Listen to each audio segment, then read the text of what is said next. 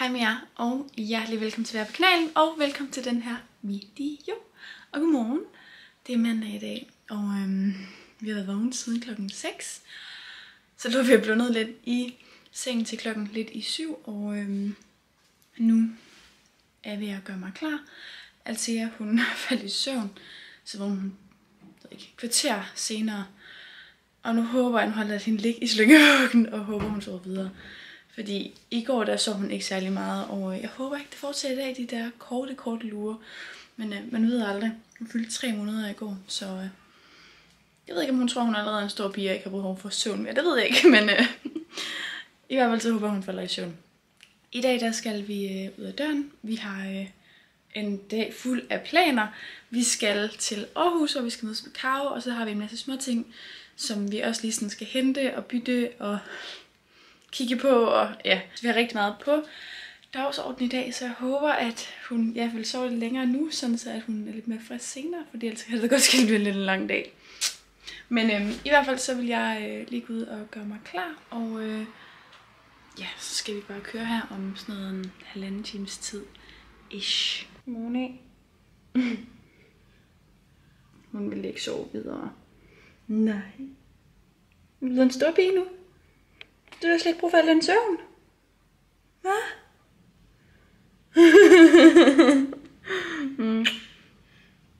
Du skal følge med i, hvad der sker, ikke? Det her, det er lige min meget famøse morgenmad. Et stykke bananbrød, lidt vindruer og en drikkejoghurt. Og selvfølgelig kaffe og selvfølgelig vand. Simpelthen fordi, at vi jo skal mødes med Karo til morgenmad. Så jeg skal bare lige have et eller andet i maven, fordi vi skal være der først om 2 timer. Så ja, jeg bagte min lille på forleden. Så det vil jeg lige spise mig. Så kom vi i bilen. Lige lidt forsinket, men nu vil jeg skynde mig og til sit til Aarhus. Vi skal faktisk først lige have et stop på vejen, fordi at jeg har købt noget på Reshopper af en. Så det skal vi lige hente først. Så landede vi i Aarhus. Vi er lige parkeret i Bruns. Det synes jeg bare er det nemmeste sted at parkere med en baby. Så nu har jeg lige pakket barnevognen ud, og lige ved at fylde al vores crap i vognen. Og hun sover heldigvis stadigvæk, så jeg håber virkelig, at jeg sådan kan flytte hende over i vognen, uden hun vågner, for hun trænger til noget søvn. Så det var status pt. Jeg skal ned og mødes med Karo. Nå ja, jeg glemte også lige at sige, at jeg fik hentet det der på vejen ude i noget, der hedder Søballe. Virkelig det hyggeligste sted. Hvis jeg skulle bo på landet, så kunne det godt være der. Men det skal jeg ikke. Hej. No. Hej, Karo. Hej. Lige fået sådan en lille matcha. Er du lige vågnet? Hej. Fik en plads udenfor. Karo havde fundet en plads indenfor, men der var nogen smittet. Så det var perfekt, så vi kunne sidde ude. Og så bestiller jeg sådan en lille bolle og en matcha. Så er vi tilbage i bilen. Og jeg har lige sat en lille tegn på, mens jeg pakkede ned. Det giver lige lidt ro, ikke? Ja. Kom lige til Baby Sam. Nu skal vi lige hente en pakke. Stille lidt flere sutteflasker til af, fordi det skal man seriøst bare ikke gå ned på. Og nu er vi endelig... Ej, okay. Jeg har en glad lille cowboy lige i baggrunden. Ja, det skal man ikke gå ned på. Så vi skal lige have et par ekstra navn i tilbud. Så det vil vi hoppe ind og hente. Kan du have sådan en dag? Den der. Ja. Nu går vi lige rundt i BR. Jeg har byttet den der, men vi skal lige se, hvad man kan få her. Jeg er sikker, man kan få legetøj mere. Så det skal vi lige lure lidt på, ikke? Ja. We're home. Det har været et stykke tid. Men jeg har forsøgt lidt at putte af. Ja, du sover cirka 20 minutter. Det er som om, at jeg ved ikke om... Altså, jeg ved, at der er noget, der hedder en søvnregression. Hvad så?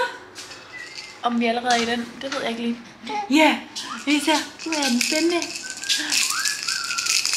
Nu er vi gået i gang med at varme noget aften, og vi skal bare have rester fra forleden. Og ja, det skal vi. Nu skal bare mælk. Hej. Hej. Karo var lige med i en lille Nord, en lille slags børneloppen inde i Aarhus, og der fandt vi også 3 ting til af, jeg lige vil vise jer. Det ligger på Frederiks Allé, og det er sådan samme koncept, men ret gode priser. Vi fandt denne her kjole, simpelthen sådan nogle så. Igen i en størrelse 86, men vi er også allerede, eller vi er i en 62, og derfor gider jeg ikke Ja, der kigger jeg opad nu, for jeg har fået ud, det er lidt svært at finde noget i de større størrelser. Så, den der. Hej. Nu tager vi sutten. Oh no. Der er en sut.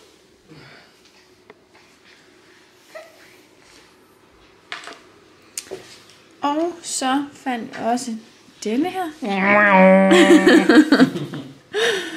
Og så fandt vi også den her body fra Mama i størrelse 6 måneder, og så det 40 kroner. Det er jo et kup. Jeg føler lidt, at jeg må have misset det hul eller den her. Det kan jeg altså ikke finde. Og så fandt vi også lige denne her body fra Sofie Snor. I sådan en lidt lyserød med sådan noget lidt glitteragtigt. Den er så i størrelse 80, men altså igen til 30 kroner, tror jeg. Totalt billigt. Så der var altså lige lidt ekstra til garderoben. Hej. Hej. Hvad er det for noget med et kamera? Hvad?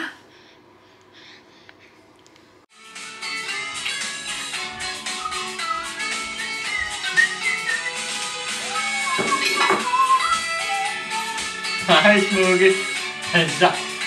Så, lækker mus.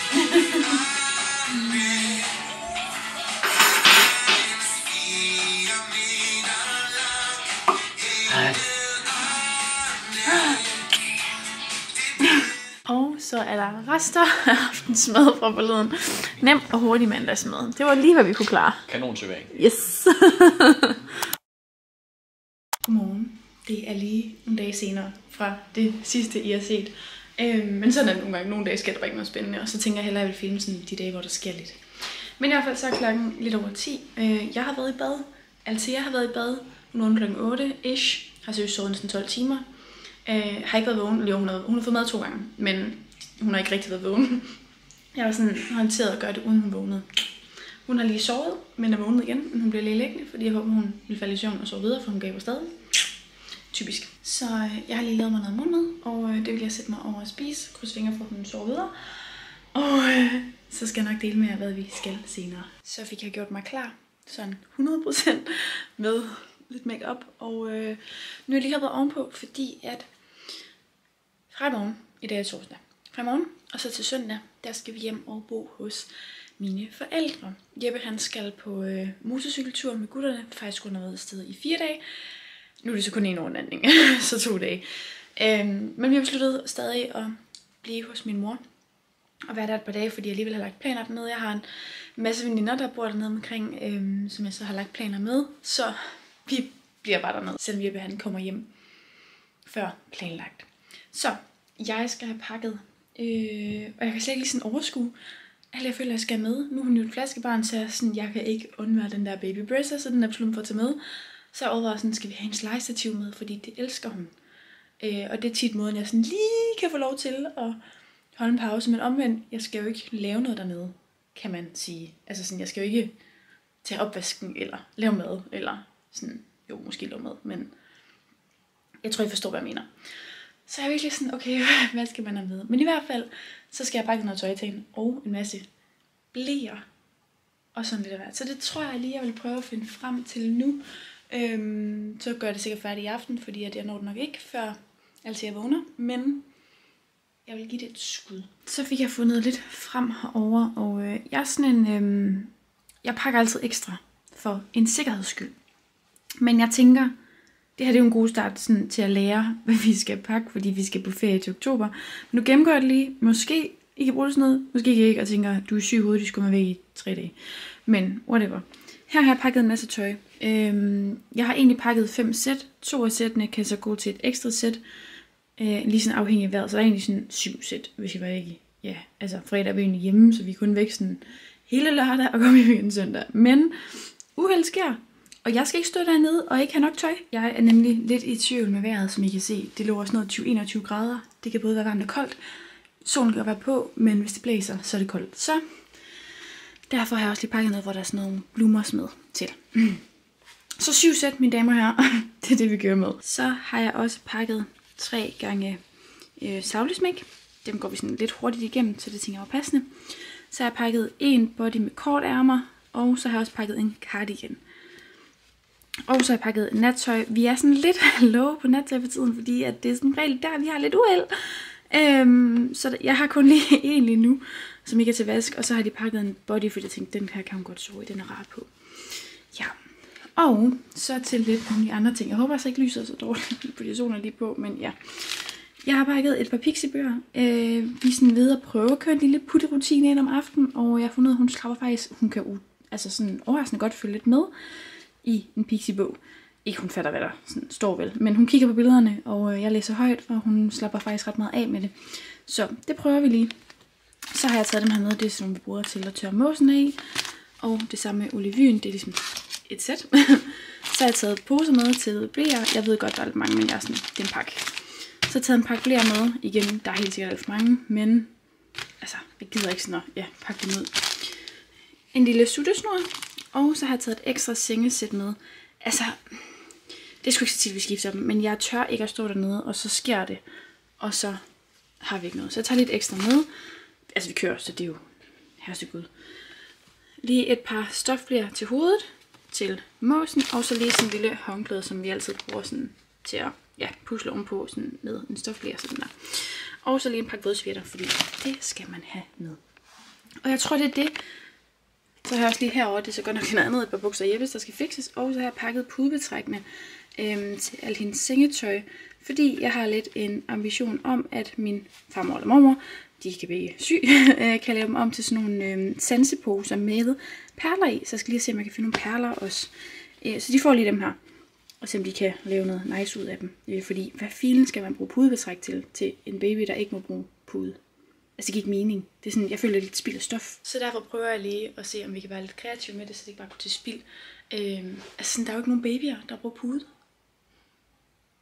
Og når de er et år, så skal de stadig ikke bruge pude. Og det er der, man skifter til en større dyne. Så jeg forstår det ikke. Men whatever. Så vi prøver at være kreative med dem. Og udover det der her, så skal vi selvfølgelig lige pakke lidt sådan udendørs tøj. Vi skal have hendes uldfutter med, hendes uldjakke, eller sådan trøjeflis-agtigt er det vel. En lille hue, og selvfølgelig skal vi barnevogn med, sådan nogle lille ting. Så tror jeg, vi skal have legetøj med. Og så tror jeg altså, at vi er der. Jeg siger, jeg glemte et eller andet sygt, som jeg bare sådan bruger mega meget i hverdagen. Men ja, altså måske så vel ikke længere væk, end hvis den kan køre hjem og hente det, eller må købe det eller et eller andet. Men ja, i hvornår skal vi bare have med. Og det skal vi selvfølgelig have pakket. Det nævnte jeg ikke. Vi selvfølgelig også pakket alle hendes flasker, har jeg planer om. Så jeg planer om at pakke Baby Bersan, fordi jeg kan ikke leve uden. Det skal vi, når vi skal ud og rejse, så er vi nødt til at leve uden. Men jeg har sådan et, vi kører. Jeg kan have alt muligt lort i bilen. Jeg tager det med. Og så skal vi selvfølgelig pakke mad til hende og mælkesygedråber. I think that's it. Så jeg vil lige prøve at pakke det her i en taske. Jeg tror lige, jeg finder en lille bitte kuffert til Althea. Vi har ønsket os den fra kongesløjt med kirsebær på. Den har hun jo god grund ikke fået endnu. Vi ønsker den til barndåben. Så jeg finder bare lige en af min unge Jeppes kufferter, tror jeg, og pakker det i. Og hun tog stadig. Jeg var lige nede og give en sut, men ellers så tog hun stadig. Det er succes i dag, fordi hun har nu sovet mere en time. Yes.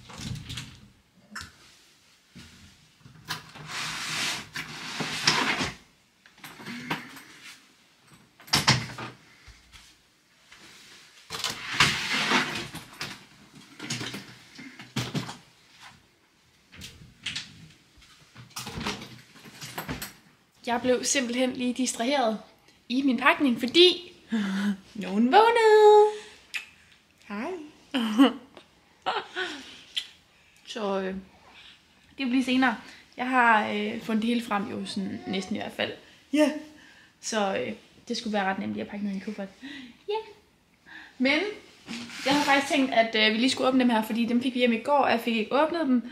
Simpelthen fordi jeg faldt i søvn sammen med Althea i går aftes, fordi jeg var så træt, tror jeg.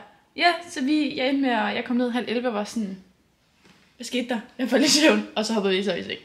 Så jeg tænkte, vi lige skulle åbne de her 3 pakker sammen. Ja, du er noget nysgerrig på det med, var? Det er den her. Spændende sager. Nå, der er kommet 2 pakker hjem fra Baby Sam, og så er der kommet en pakke hjem fra noget vi kan på Risha, ikke? Du griner bare. Ja, så Jeg har faktisk lige klippet hendes negle, så jeg kan lige bruge den her neglesaks til at åbne den med. Vi har bestilt noget på Reshopper. Jeg nævnte faktisk lige ovenpå der, at vi jo ikke havde så meget nattøj til hende. Simpelthen fordi det er det, hun vokser mest ud af lige for tiden, føler jeg. Det går i hvert fald stærkt. Så jeg har kigget på Reshopper, fordi at, som sagt, så synes jeg det bedste nattøj, det er fra Kongesløjd. Og det koster også en formue. Og jeg vokser så hurtigt, så tænkte jeg, prøv at kigge på Reshopper, og der har jeg faktisk fundet lidt. Så vi har købt denne her, og så er der faktisk 2 mere på vej. Ja, jeg synes det er spændende, hva'? Så jeg har købt denne her. Altså sådan lidt spændende, man skal lugte. Det er noget fra andres, fordi man kan godt lugte det lidt har ligget i en kælder eller på et loft, ikke? Ja. Den så stor ud. Den er alt for stor, hvad størrelse er det her? Okay, 68-74, så det er ikke helt nu, men det er tæt på. Men vi har bestilt den her hjem. Og jeg tror ikke, at vi har givet en 50 plus fragt. Så er sådan, jeg skal selvfølgelig altid lige vaskes, når det kommer hjem og købt brugt, fordi man ved sgu aldrig helt, hvor det sådan lige har været. Men den ser altså sådan her super fin ud, i sådan noget mønstret blomsterhalløj. Ja! Yeah. Og så er det 68-74, og hun er i 62 nu, så primært noget er stadig 56, men primært 62. Så jeg har købt sådan lidt fremad, hellere at de er lidt for store til den på små. Den her, den er så ret stor. Den tror jeg ikke, du kan passe nu. Ej, den er alt for stor. Men så kan hun passe det på et tidspunkt i hvert fald. Så har vi købt lidt fremad i går af. Så har vi de 2 andre pakker. Det er fra Baby Sam og Baby Sam. Skal vi se, om vi kan åbne her. Haps. Vi bliver der her med. Jeg tror, at det her det er det fra Bibs. Det er det også.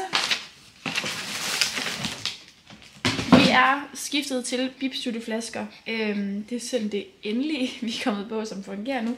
Og derfor har jeg lige bestilt lidt hjem. Vi hentede 2 flasker forleden. Og nu har vi også lige, det her kunne man kun købe online, hentet sådan nogle her neopren. Ved ikke det?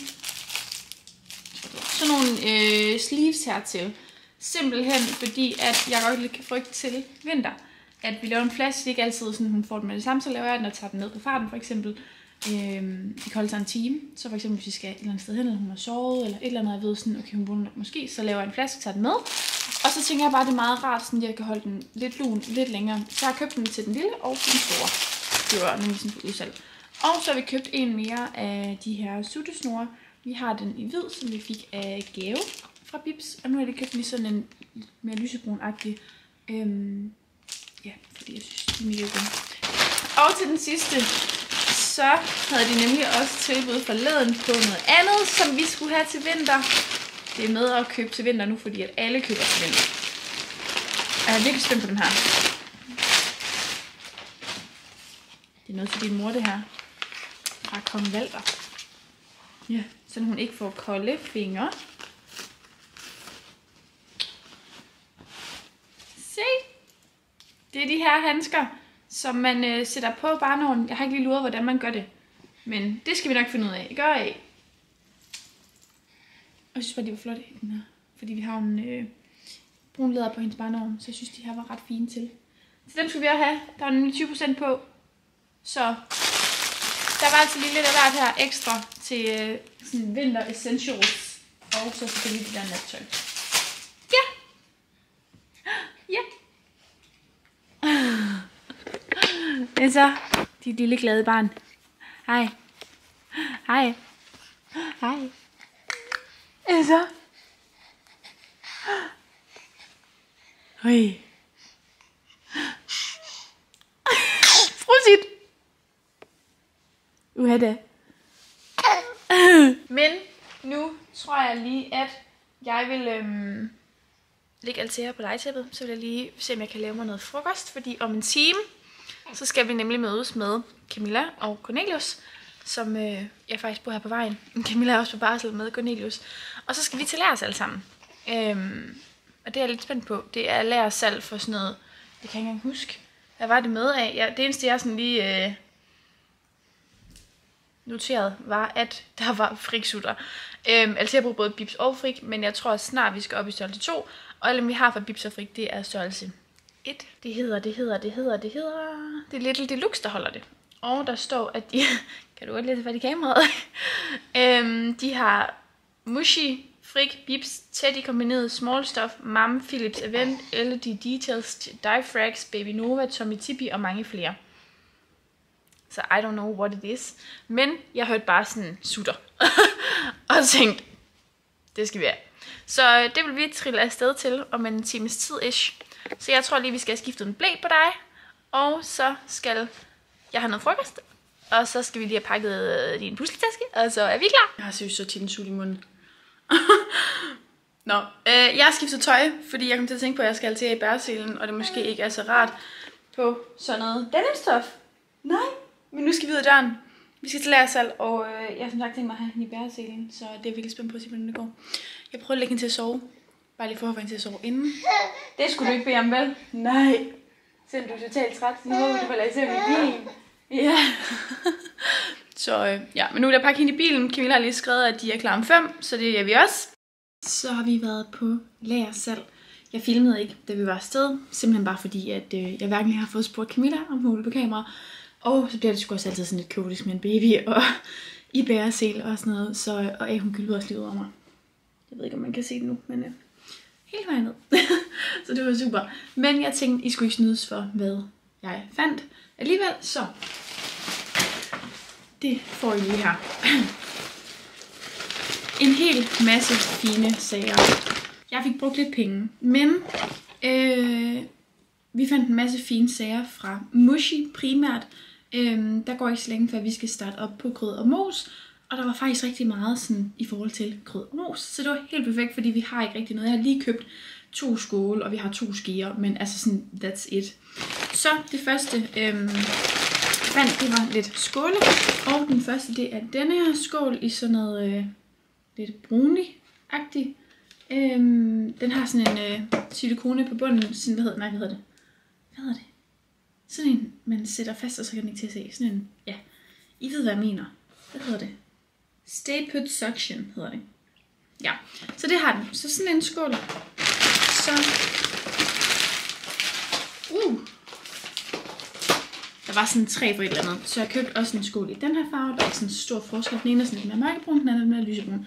Den her hedder Cloudy Mauve, og den hedder Mauve, jeg ved ikke, om jeg siger det, og Natural. Ja. Og så var der også en tallerken, der går lige lidt, men jeg tænkte, det var ret at have. Så fandt jeg også lidt sutter. Det var faktisk primært det, jeg gerne ville have. Det var der så ikke så meget af, men der var lige lidt af de her friksutter. Så der var godt nok i blå, men altså jeg kan godt lide blå, så jeg tænker, det går. Den her, som er 6+ måneder i en blå og en gul. Jeg synes, det er helt fine gule. Også en gul og en blå i størrelse 0-6 måneder, så dem her skal vi lige have frem nu her indtil længe. Og så også den her 6-18 måneder i en neutral hvid og lidt mere beige. Ja, så der var lidt sutter. Men jeg havde håbet på at finde flere i sådan almindelige farver. Men som ikke lige var blå. Sådan lidt mere neutrale farver. Men det havde de altså så desværre ikke så mange af. Så fandt vi også denne her Sippy Cup, som jeg tænker er rigtig smart til når hun begynder at sådan skal drikke. I gul. Og så var der også 2 af de her skeer her. Det tænker jeg også super fint nu her til grød. Og så var der også en silikone snack cup. Det synes jeg altså er skidesmart. Jeg ved ikke, om det er noget, man sådan bruger. Jeg synes bare, det er ret grineren. Så propper du snacks i. Barnet kan gøre sådan her, de falder ikke rigtig ud. Men til gengæld så skal de bare sådan stikke hånden i og tage dem op. Det føler jeg er ret nice. Igen, der går lidt tid før hun kan det, men altså, herstykket. Og så købte jeg også det her tæppe her. Altså jeg har et i brun, som hun er sindssygt glad for. Og det her, det minder lidt om bare i sådan en hvid beige. Så det synes jeg simpelthen også, hun skulle have. Vi bruger det sindssygt meget, det der tæppe, fordi det er nogle gange lidt for varmt for hende at sove med en dyne. Herinde, fordi der er en okay temperatur, så bruger hun bare et tæppe i stedet for. Og jeg har ikke rigtig tur at vaske det nu, for jeg føler sådan, shit, vi skal bruge det, så jeg kan ikke nå tørre. Så derfor er det rart at have 2, altså, der er sådan lidt mere store og lette. Og så fik jeg altså også lidt produkter med, fordi vi købte for et bestemt beløb. Og det er faktisk de produkter, som jeg også fik sidst jeg var til et event. Men der er den her shampoo og body wash uden fragrance. Så er der den her baby cream. Og så tog jeg 2 af de her Baby Balm. Jeg har nemlig nødt at teste den, fordi altså, jeg har lidt tørre kinder. Egentlig skal man ikke bruge så meget til baby, men hun har også lidt tørre kinder, så jeg har testet den her. Og det synes jeg, den havde sådan ret god tekstur, hedder det, den her. Så jeg tænkte, nu tager jeg 2 for de til vinter. Og så nævnte hun faktisk også, at hende der var der, hun synes stod og fortalte om alle produkterne. Og hun nævnte, at den her Baby Balm, den var også sindssygt god til, hvis man for eksempel ammer til, altså sådan nipples, den er også god til læberne. Hun nævnte sådan, at man kunne bruge den til alle tørre spots. Det var sådan en lifesaver. Og det samme nævnte faktisk med den her, og sådan blande det her til baby til vinter, hvis det sådan er helt skidt. Hun nævnte faktisk også en baby oil i det her. Den valgte jeg så ikke, fordi vi har en, men god til barbering af ben. Bare sådan, jeg troede det var til baby, men det er den god til, og så selvfølgelig også i vand til baby og til arp. Og også hvis man skal have fodbade eller lidt i håret, ser hun også, det skulle gå under værker. Så det er nice. Så fik vi lige lidt ekstra det her til at bruge. Jeg tænker, den her shampoo body wash, det er bare til mig. Men så fik jeg også lidt ud af det. Så vi fik altså købt en masse fine sager til, når vi nu skal i gang med grød, mos, mad. Så det synes jeg var ret nice, at vi lige kunne spare lidt derover, og lige fandt lidt sutter. Fordi det er sådan nogle ting, vi alligevel skal købe, så jeg synes, vi lige så godt købe det på lager selv. Nu vil jeg altid sove, så jeg vil lige se, om jeg kan pakke færdig fra tidligere. Og så skal jeg lige bestille noget mad. Vi skal nemlig op til mine svigerforældre senere. Og der skal jeg bones med, så jeg skal have bestilt noget mad, så det er klar. Så det vil jeg lige gøre først, og så vil jeg pakke.